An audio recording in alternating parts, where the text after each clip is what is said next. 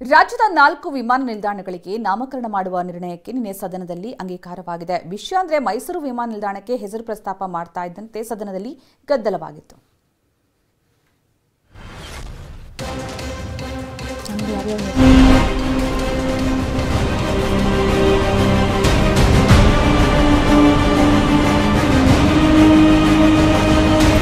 ರಾಜ್ಯದ 4 ವಿಮಾನ ನಿಲ್ದಾಣಗಳಿಗೆ ನಾಮಕರಣ ಮಾಡುವ ನಿರ್ಣಯ ಸದನದಲ್ಲಿ ಅಂಗೀಕಾರವಾಗಿದೆ.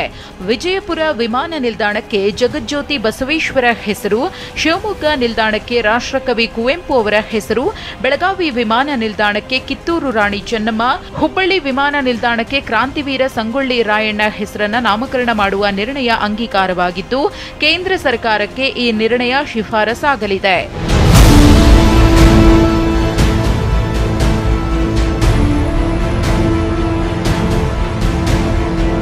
ಇದರ ನಡುವೆ ಮಂಗಳೂರು ವಿಮಾನ ನಿಲ್ದಾಣಕ್ಕೆ ಕೋಟಿ ಚೆನ್ನಯ್ಯ ಹೆಸರಿಡಬೇಕು ಅಂತ ಕರಾವಳಿ ಶಾಸಕರು ಆಗ್ರಹಿಸಿದ್ರು.